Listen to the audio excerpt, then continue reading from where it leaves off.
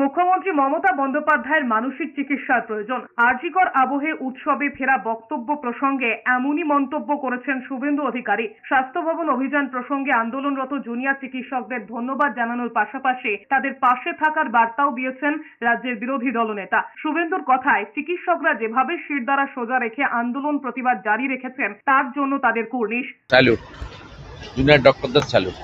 এদিকে আরজিকর কাণ্ডে মুখ্যমন্ত্রী মমতা বন্দ্যোপাধ্যায়কে আক্রমণ করে মালদা উত্তরের বিজেপির সাংসদ খগেন মুর্মু বলেছেন, সন্দীপ ঘোষ, বিরূপাক্ষ বিশ্বাস, অভিক দে এরা স্বাস্থ্য ভবন ও তৃণমূল কংগ্রেসের সম্পদ, কারণ এদের দুর্নীতির টাকাতেই তৃণমূলের শ্রীবৃদ্ধি হয়েছে। তার আরো মন্তব্য, আরজিকর কাণ্ডের প্রতিবাদে বর্তমানে সাধারণ মানুষ থেকে চিকিৎসক সহ সমস্ত সেক্টরের লোকজন নেমেছেন। সেই সময় মুখ্যমন্ত্রী বলছেন, উৎসবে ফিরুন, যা লজ্জা ও ধিক্কার। আমাদের রাজ্যের মুখ্যমন্ত্রী তার হচ্ছে যে এই সমস্ত যারা আজকে বিরূপাক্ষ এবং অভিক দে এরা হচ্ছে সম্পদ।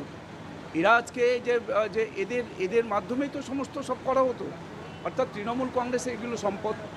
আমাদের রাজ্যের মাননীয় মুখ্যমন্ত্রী এরা সম্পদ। এরা না থাকলে পরে তার হচ্ছে তৃণমূলের তার যে শ্রীবৃদ্ধি হচ্ছে, অর্থাৎ তার যে স্বাস্থ্য ভালো হচ্ছে, এরাই হচ্ছে স্বাস্থ্য ভালো করার জন্য, তাদের স্বাস্থ্যের জন্য এরাই স্বাস্থ্যকর।